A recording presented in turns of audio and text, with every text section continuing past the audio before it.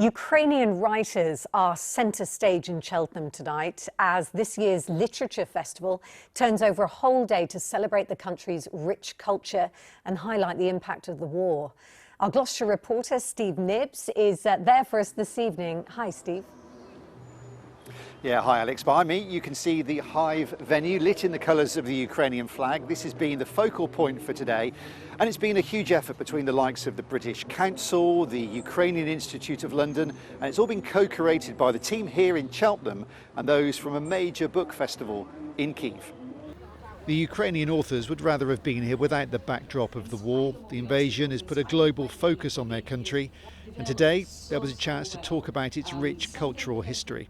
Russia's war against Ukraine is a genocidal war. It's trying to destroy Ukrainian statehood, it's trying to destroy the Ukrainian people, but it's also trying to destroy Ukrainian culture. And Russia as an imperialist country has been trying to do that for about 300 years. And the fact that there is Ukrainian culture and it's so vibrant and it's so resilient and it's so exciting is something to be celebrated.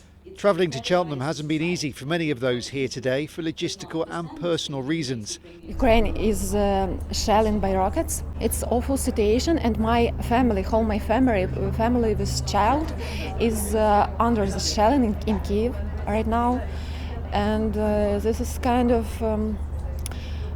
very mixed feeling, you know. Despite the difficulties, there's an overwhelming sense of purpose to being here, to bring Ukrainian culture to the West. Yulia runs a major book festival in Kyiv. She's co-curated today's event. Giving people the possibility to be more acquainted with the Ukrainian literature, with the talented people, with the extremely and extraordinary writers.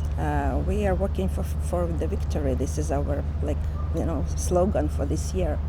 Oksana is a leading Ukrainian author. She'd rather not be talking about her country because of a war, but believes doing so has its part to play in winning that war. I've been working for the victory of my state. That's as simple as that. Like an inner mobilization of every citizen who has to help his or her country, not only by donating to the army, but by doing whoever can do in his or her place. This is, of course, a far cry from the war-torn cities they've left behind, but today's authors had the opportunity to uncover Ukraine's cultural identity that's been hidden by the fog of war. Well, with me now is Svetlana Stadnik, who's been in Cheltenham since April. She moved here from Kyiv with her husband and 3 young children. Svetlana, thanks for joining us. What's it been like for you to see these authors from your home country, many of whom that you followed for many years here in Cheltenham? I really followed them for many years, and it's incredible and surreal in a good way.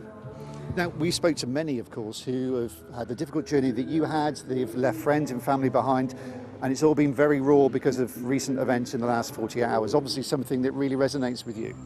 Well, the last 48 hours were really terrible, but the interesting thing about them, what happens is exactly the same what was happening late February, early March. But back then we felt frozen in some way. We felt like a bit scared, not a bit, but scared. And now when I talk to my family and friends back in Ukraine, there is no fear anymore. People just angry. They do not donate more to the military. They donated already like £100,000 in 48 hours. There's more resilience. That was certainly a theme today, wasn't it? Yes. And finally, very briefly, you've been here since April now. How have you found the welcome in Gloucestershire for you and your family? This is the most welcoming place, and I really appreciate Gloucestershire inviting all of us. Thank you.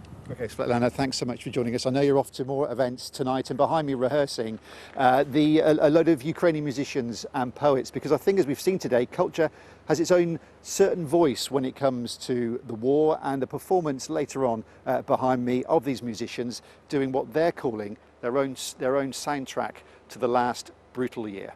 Alex.